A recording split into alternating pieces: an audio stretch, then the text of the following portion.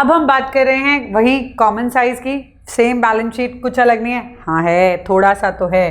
क्या अलग है? यहाँ पे देखो ये लॉन्ग टर्म बोरिंग्स दी हुई है। मैंने क्वेश्चन को थोड़ा सा सिंप्लीफाई कर दिया है, थोड़ा सा, ज़्यादा नहीं किया है, थोड़ा सा। बैलेंस शीट जो आपको मिली थी क्वेश्चन के अंदर, उसमें पहला तो ईयर ही चेंज है। ये 2020 था और ये 2019 था। जो हमें पता है कि हम क्वेश्चन में हमेशा पहले प्रीवियस ईयर लिखते हैं फिर करंट ईयर लिखते हैं, तो वो तो मैंने इंटरचेंज कर दिया है। सेकेंड थिंग क्या, मैंने आपको बताया था, हमने जब कंपैरेटिव किया था, कंपैरेटिव बैलेंस शीट किया था, तब मैंने आपको एक चीज़ बताई थी कि अगर नोट्स टू अकाउंट में कुछ दिया हुआ है तो हम उसे उठाकर बैलेंस शीट में डाल देते हैं। जब भी कॉमन साइज या कंपैरेटिव बनाते हैं तो ध्यान रखना है, कभी भी नोट्स टू अकाउंट में कुछ दिया हुआ है उसे बैलेंस शीट में उठाकर डालना पड़ेगा। कैसे डालना पड़ेगा? जैसे see here long term borrowing, जब हम नॉर्मल क्वेश्चन की बैलेंस शीट देखेंगे तो उसमें लिखा हुआ है लॉन्ग टर्म बोरोइंग 6,96,000, जबकि ये दोनों part bank loan and 9% debenture दिए हुए हैं नोट्स टू अकाउंट्स में। ठीक है, हमने क्या किया, नोट्स टू अकाउंट से जो भी डेटा दिया है उसको इसके अंडर डालकर प्रॉपरली बाइफिकेट कर दिया, डिटेल में दिखा दिया। ठीक है, यहाँ पे एक और नोट्स टू अकाउंट्स में दिया हुआ है, ये अदर करंट एसेट, आपको दिख रहा है अदर करंट एसेट। इसमें सिर्फ एक ही चीज दी हुई है, प्रीपेड एक्सपेंस, बट ये बैलेंस शीट में नहीं लिखा हुआ है। यहाँ पे सिर्फ लिखा हुआ है टू नोट नंबर, फिर नोट नंबर में देखो तो उसमें लिखा हुआ है अदर करंट एसेट, उसके अंडर लिखा हुआ है प्रीपेड एक्सपेंस। तो हमने क्या किया, उस प्रीपेड एक्सपेंस को यहाँ ब्रैकेट में दिखा दिया कि ये जो अदर करंट एसेट्स हैं वो प्रीपेड एक्सपेंसेस हैं। समझ में आ रहा है? प्रीपेड एक्सपेंसेस है। हमने क्या किया है, सिर्फ और सिर्फ नोट्स टू अकाउंट्स के अंदर जो भी डिटेल दी है उस डिटेल को उठाकर बैलेंस शीट के उसी पर्टिकुलर पार्ट में जिसकी वो डिटेल है वहां डाल दिया है।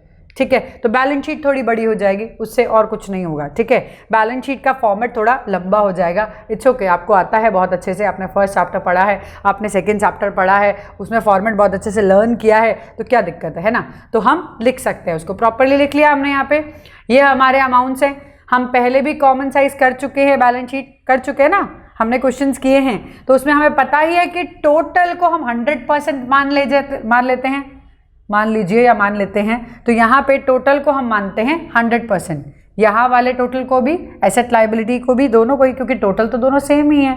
उसमें क्या अलग देखना है हमें? 14,20,000, 14,20,000, 8,60,000, 8,60,000, तो दोनों जगह बराबर है, तो ये दोनों ही हमारे 100% है। हमने कॉमन साइज में अगेन क्या किया है, every item divided by total into 100, every item divided by total into 100 निकाला ही है। चलो आप अब थोड़ा सा कैलकुलेशन कर लो, क्योंकि कैलकुलेशन इज वेरी इंपॉर्टेंट।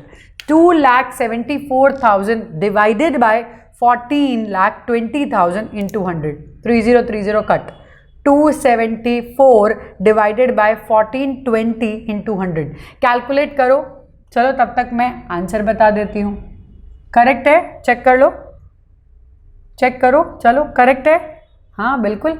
चलिए next, 1,52,000 divided by 14,20,000 into 100, again 30 से 30 cut, 152 divided by 1420 into 100।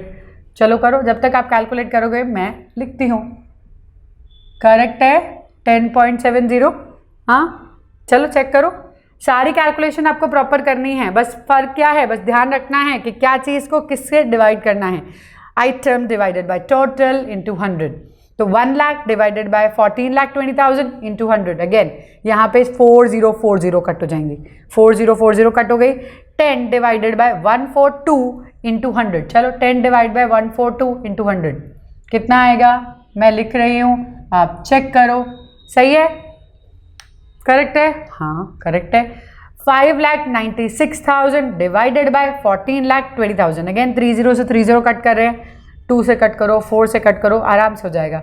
596 divided by 1420 into 100, चलो कैलकुलेट करो, तब तक मैं लिखती हूँ।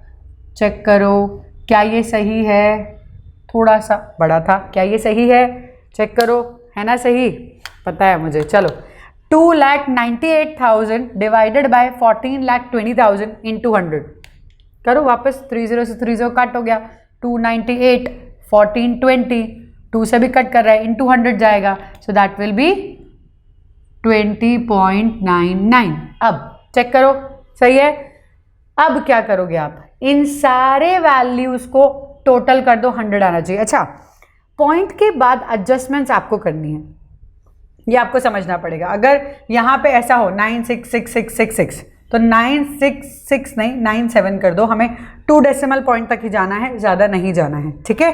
तो उसको आप एडजस्टमेंट करो ताकि जब आप टोटल करो इसका तो 100 है, ये आपको ध्यान रखना है, ठीक है। नेक्स्ट 2,74,000 डिवाइडेड बाय 8,60,000 सेम ही है, 30 से 30 कट, 274 डिवाइडेड बाय 860। अब देखो ये वाला टोटल छोटा हो गया है, ये टोटल बड़ा था, अमाउंट दोनों का सेम है शेयर कैपिटल का, लेकिन टोटल चेंज हो गया है, इसीलिए प्रोपोर्शन हमारा बढ़ जाएगा। सी प्रोपोर्शन कितना होगा, चलो कैलकुलेट करो, आप भी कैलकुलेट करो। तो अमाउंट इज सही है 31.86। देखो प्रोपोर्शन बढ़ गया क्योंकि इसका डिनोमिनेटर कम है, ये भी समझना है। 70,000 डिवाइडेड बाय 8,60 इंटू 100, चलो निकालो वापस से, कैलकुलेशन करो, करेक्ट है बताइए।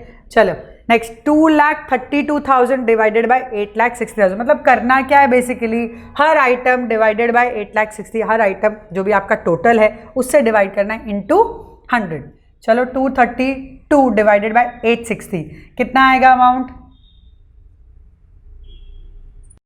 Again 2,06,000 divided by 8,60,000, her item divide by total करेंगे इंटू 100। चलो आप करो कैलकुलेट, मैं करती हूँ यहाँ पे, मैं लिखती हूँ, गलत लगे तो बता देना, वैसे तो सही है, ट्राई, ठीक है। 23.95 सही है ना, हाँ। 78,000 डिवाइडेड बाय 8,60,000, 30 से 30 कट, 78 डिवाइडेड बाय 860 इंटू 100, चलो कैलकुलेट करो, दैट इज 9.07 है, सही है बिल्कुल। अब इसका टोटल करके देखो। अच्छा, टोटल करने का एक और तरीका, लास्ट वाले यूनिट डिजिट को पहले टोटल कर लो, अगर 0 आ रहा है तो समझ में आ जाता है कि 0 आ रहा है तो 100 तो होगा ही। 10, ये तो 10 हो गया सीधा सीधा, 8 + 5 13, 13 + 7 20, मतलब 0 आ रहा है तो यानी कि ये 0 100 में हो जाएगा, दिक्कत नहीं है। चलो नेक्स्ट 5,68,000 डिवाइडेड बाय 14,20,000, ठीक है। 5,68,000 डिवाइडेड बाय 14,20,000, सो यहाँ पे कट किया, 568 डिवाइडेड बाय 1420। अब इसका क्या आएगा, मेरे हिसाब से यही आएगा, आप चेक कर लो।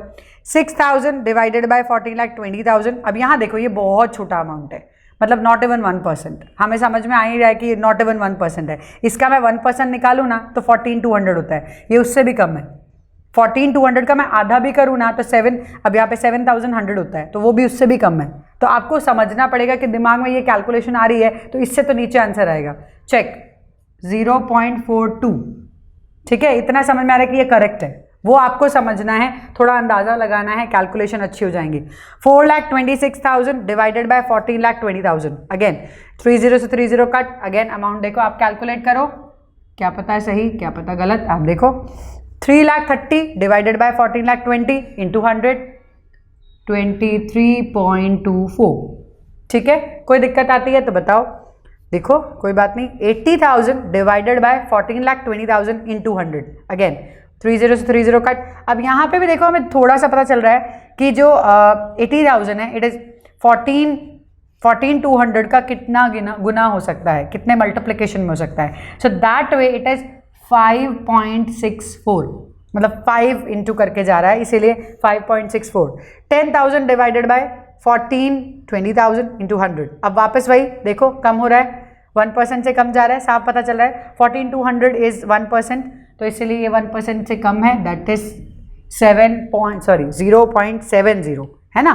तो ये कैलकुलेशन आप एक बार वापस देख लो कि कहाँ कोई गलती हुई है, तो ठीक है आप उसको करेक्ट कर लेना, कैलकुलेशन ही तो है, ठीक है। चलिए the next one, 4,30,000 divided by 8,60,000 into 100, 4,30,000 divided by 8,60,000, ये थोड़ा सा बहुत फैमिलियर लग रहा है, कैसे 4, 8, 3, 6, मतलब आधा है, साफ पता चल रहा है, तो दिस मीन्स दिस इज 50%, इतना तो समझ में आ ही जाता है।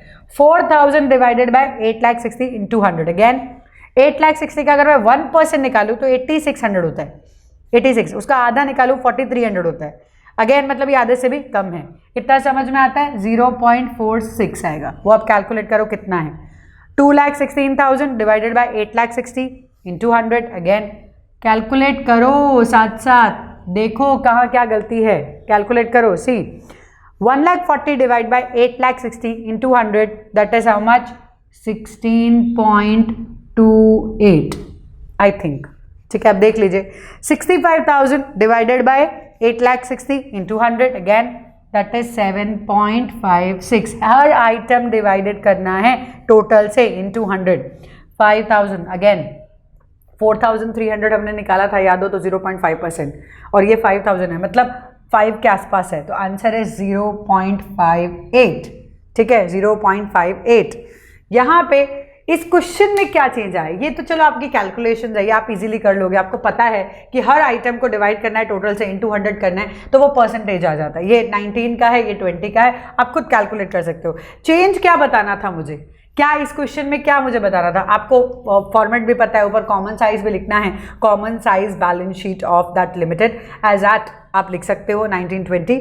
ठीक है, तो यहाँ पे मैं क्या बताना चाह रही थी, बताना सिर्फ इतना ही चाह रही थी, इस पर्टिकुलर क्वेश्चन को करने का मेन ऑब्जेक्टिव पर्पस यही था कि मैं आपको बता पाऊँ कि अगर नोट्स टू अकाउंट्स में कुछ भी दिया है तो उसको आपको उठाकर बैलेंस शीट में डालना है, डिटेल दिखानी है, तो आप उसको सेग्रीगेट करके, सेपरेट करके, डिटेल करके उसका आप कॉमन साइज कीजिए। सो बेसिकली ये क्वेश्चन करने का मेन पर्पस क्या था कि आपको ये डिटेल समझाई जा सके। यहाँ पे ये डिटेल डाली गई है, यहाँ पे ये डिटेल डाली गई है, बाकी कैलकुलेशंस तो आप पहले भी कर रहे हो, ये वाला फॉर्मेट तो सेम ही है, कुछ चेंज नहीं हुआ है, ये सारे हमारे कॉलम्स पहले भी बने हुए हैं। ठीक है ना, तो प्रैक्टिस करने के लिए डेली बहुत सारे सम्स करो।